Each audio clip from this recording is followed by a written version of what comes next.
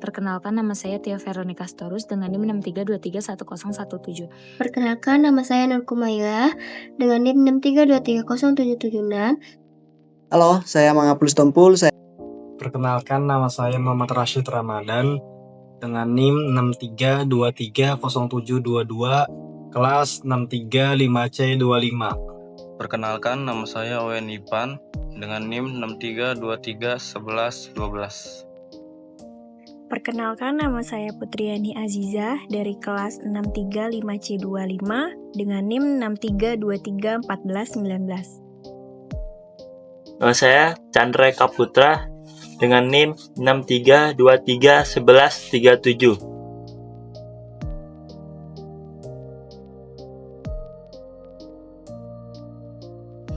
Di sini saya akan menjelaskan biaya dan beban. Biaya menurut Bustami adalah pengorbanan sumber ekonomi yang diukur dalam satuan uang yang telah terjadi atau kemungkinan akan terjadi untuk mencapai tujuan tertentu. Yang artinya, biaya ini belum habis masa pakainya dan digolongkan sebagai aktiva yang dimasukkan ke dalam neraca. Lalu pengertian biaya menurut Hansen, biaya adalah kas atau nilai setara kas yang dikorbankan untuk mendapatkan barang atau jasa yang diharapkan dapat memberi manfaat saat ini atau di masa yang akan datang. Dalam kehidupan sehari-hari, banyak orang menyamakan pengertian biaya dengan beban, padahal jelas-jelas itu sangat berbeda. Menurut Bustami, beban adalah biaya yang telah memberikan manfaat dan sekarang telah habis. Biaya yang belum dinikmati yang dapat memberikan manfaat di masa akan datang dikelompokkan sebagai harta. Biaya ini dimasukkan ke dalam laporan laba rugi sebagai pengurangan. Lalu menurut Carter, beban itu sebagai aliran keluar terukur dari barang atau jasa yang kemudian ditandingkan dengan pendapatan untuk menentukan laba. Dari penjelasan tersebut, jelas terdapat perbedaannya. Biaya ditunjukkan untuk memperoleh barang dan jasa, serta masih memberikan manfaat di waktu mendatang dan merupakan aset dalam neraca. Sedangkan beban adalah biaya yang telah habis manfaatnya dan akan dimasukkan sebagai beban ke dalam perhitungan laba rugi serta bertujuan untuk penciptaan pendanaan.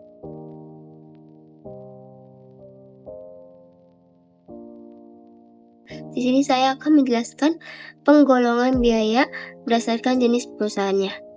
Yang pertama ini ada biaya dalam persediaan jasa, yaitu semua pengeluaran yang diperlukan untuk menjalankan operasional bisnis, menyediakan jasa kepada pelanggan, dan menghasilkan pendapatan.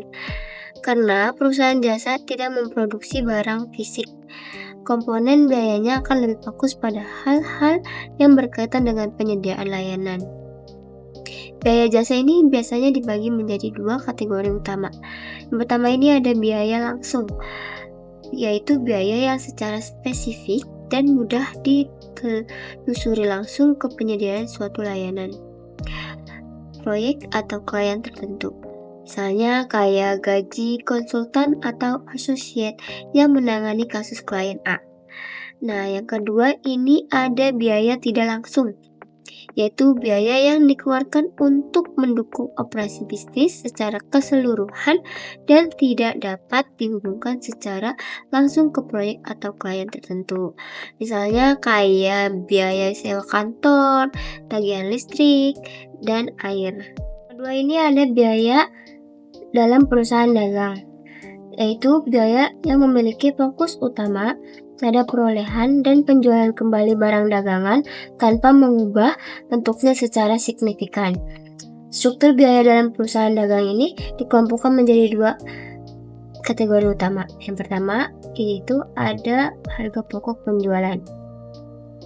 Harga pokok penjualan itu adalah biaya langsung yang dikeluarkan untuk memperoleh dan menyiapkan barang dagangan agar siap dijual.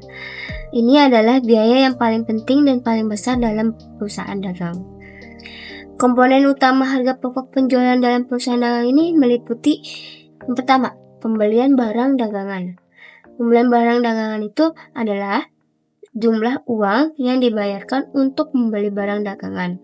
Nah, yang kedua ini ada biaya angkut pembelian, yaitu biaya yang dikeluarkan untuk membawa barang yang dibeli ke gudang perusahaan. Yang ketiga ada potongan pembelian. Potongan pembelian ini potongan yang diterima dari pemasok karena pembayaran dilakukan dalam jangka waktu tertentu.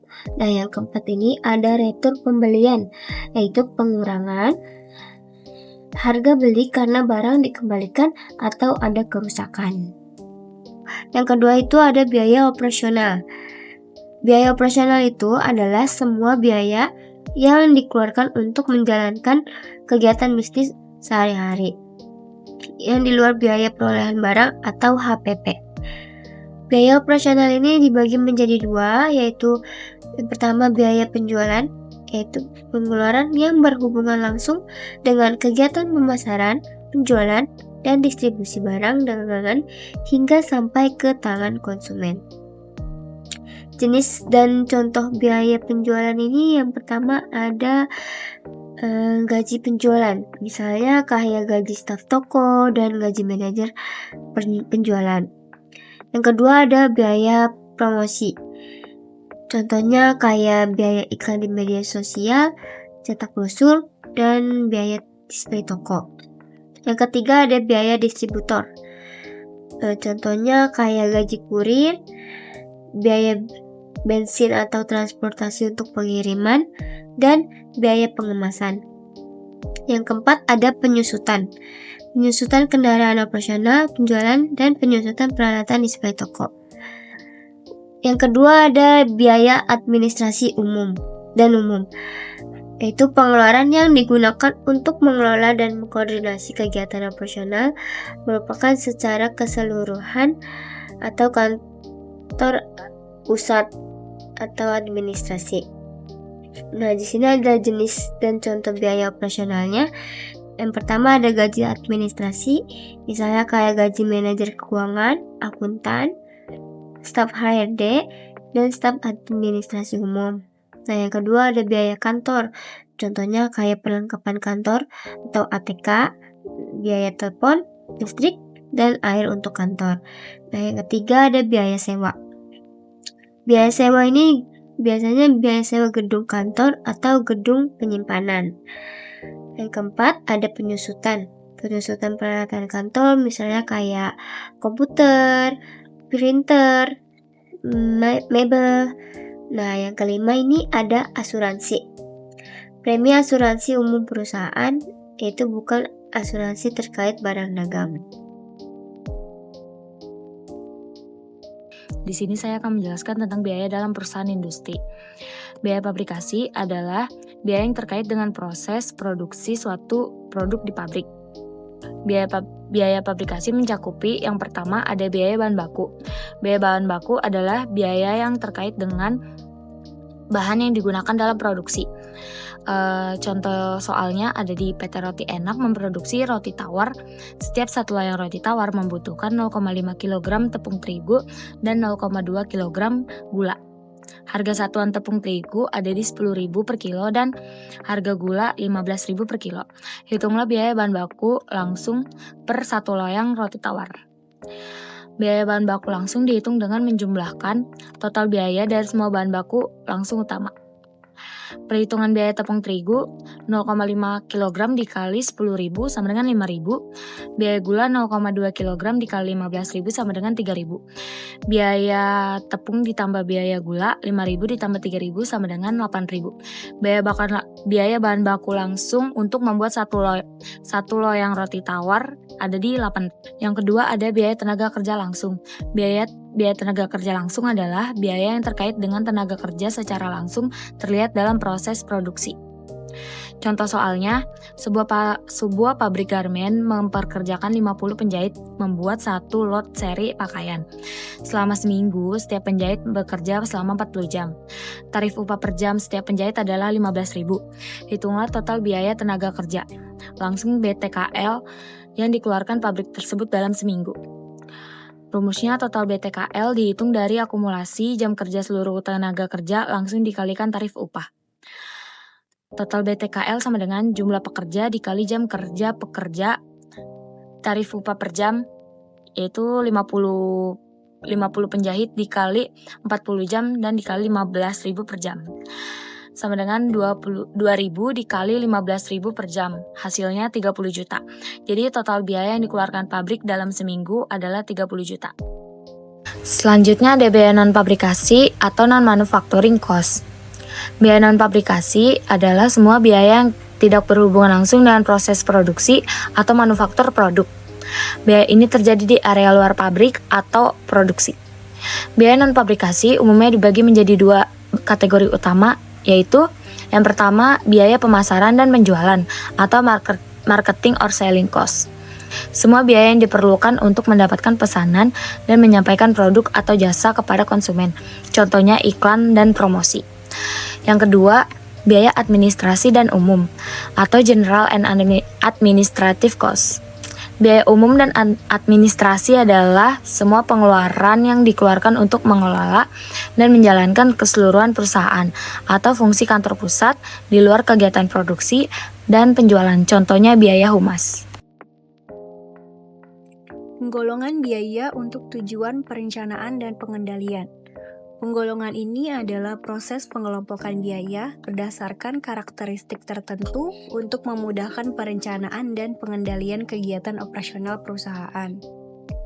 Penggolongan ini dibagi menjadi 3 klasifikasi, yaitu klasifikasi berdasarkan tingkah laku biaya, klasifikasi berdasarkan tanggung jawab, klasifikasi berdasarkan objek. Yang pertama, klasifikasi berdasarkan tingkah laku biaya.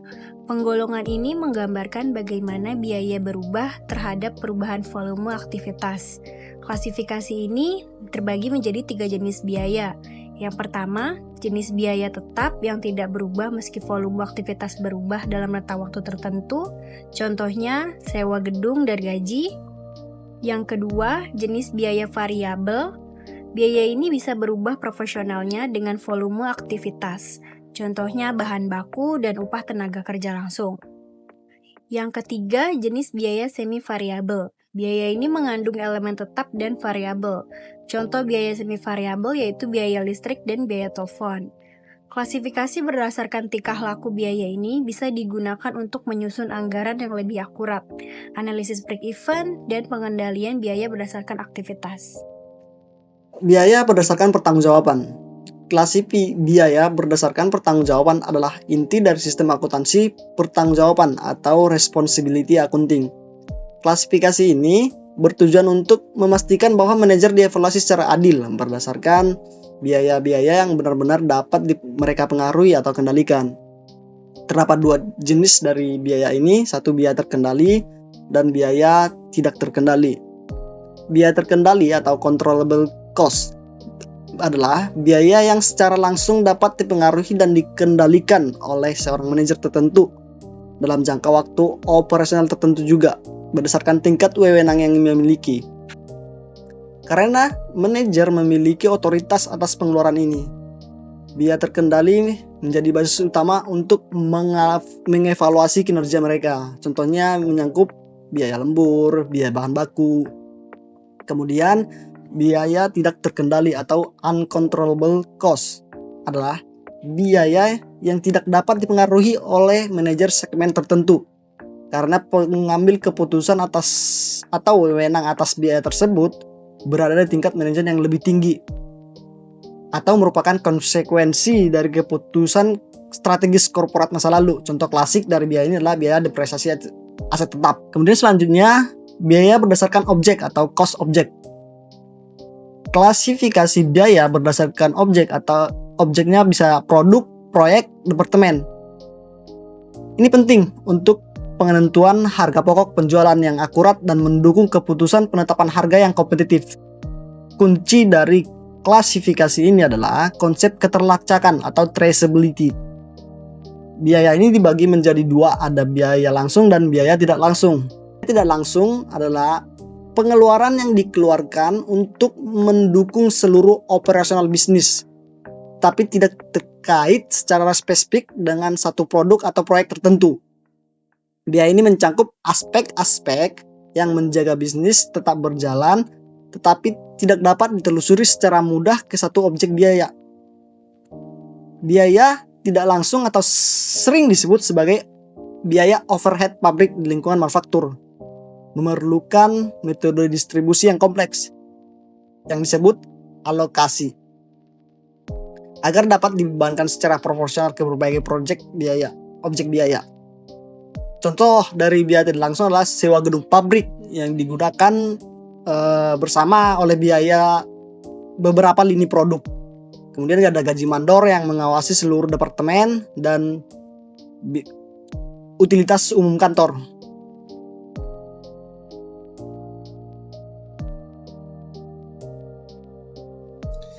Di sini saya akan memberikan penjelasan mengenai penggolongan biaya untuk pengambilan keputusan. Yang pertama ada biaya masa lalu atau historical cost. Biaya masa lalu adalah biaya yang telah terjadi akibat keputusan di masa lampau. Biaya ini bersifat tidak dapat diubah atau dipengaruhi lagi oleh keputusan manajemen saat ini, sehingga tidak relevan dalam proses pengambilan keputusan baru. Contohnya, ketika perusahaan sudah membeli mesin produksi dengan harga tertentu pada tahun sebelumnya, maka harga perolehan mesin tersebut sudah termasuk biaya masa lalu. Walaupun mesin itu akan diganti dengan yang baru, biaya yang sudah dikeluarkan tidak bisa ditarik kembali dan tidak perlu dijadikan sebagai dasar pertimbangan dalam keputusan penggantian. Sebaliknya, biaya masa yang akan datang atau future cost adalah biaya yang masih akan terjadi di masa depan sebagai akibat dari keputusan yang diambil saat ini. Biaya ini bersifat relevan karena masih dapat dipertimbangkan dan dipengaruhi oleh alternatif keputusan yang berbeda.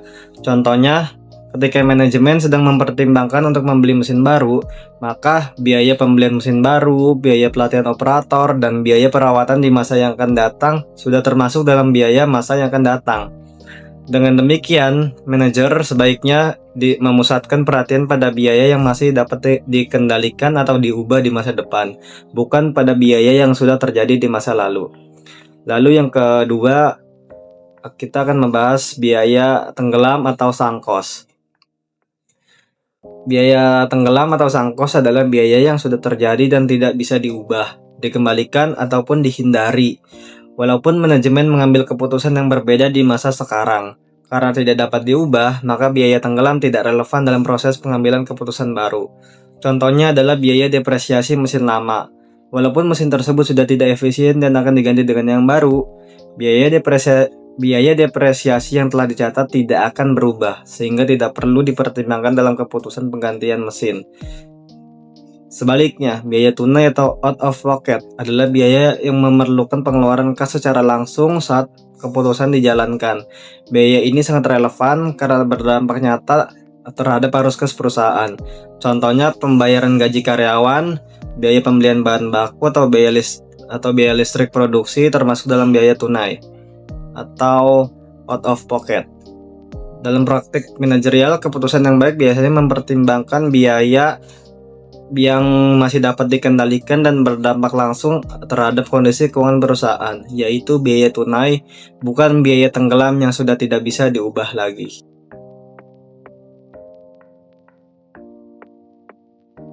Biaya relevan adalah pengeluaran perusahaan di masa depan yang akan mempengaruhi pengambilan keputusan. Contohnya adalah kenaikan harga bahan baku. Biaya tidak relevan atau irrelevant cost adalah pengeluaran perusahaan yang tidak mempengaruhi pengambilan keputusan manajer, sehingga biaya ini tidak harus dipertimbangkan untuk pengambilan keputusan di masa depan. Contohnya yaitu pembelian aset tetap di masa lalu. Opportunity cost yaitu manfaat potensial yang tidak dipilih karena perusahaan tidak mengambil alternatif pilihan tersebut. Contohnya, perusahaan mempunyai kesempatan untuk membuka stand pameran dengan prediksi penerimaan sebesar 50 juta. Meski demikian, perusahaan tidak mengambil kesempatan tersebut karena jumlah produk yang akan dijual belum memenuhi kriteria. Akibatnya, jika perusahaan tidak mengupayakan pemenuhan produk tersebut untuk pameran, maka perusahaan akan kehilangan kesempatan untuk mendapatkan penerimaan sebesar 50 juta. Opportunity cost tidak dicatat dalam laporan keuangan, tetapi berpengaruh terhadap pengambilan keputusan internal perusahaan. Differential cost didefinisikan sebagai pengeluaran yang memiliki beberapa alternatif pilihan yang bermanfaat untuk alternatif pengambilan keputusan manajer. Misalnya, ketika membuat keputusan untuk menghentikan proses produksi suatu produk, maka manajer harus mempertimbangkan differential revenue, differential expense, dan differential income.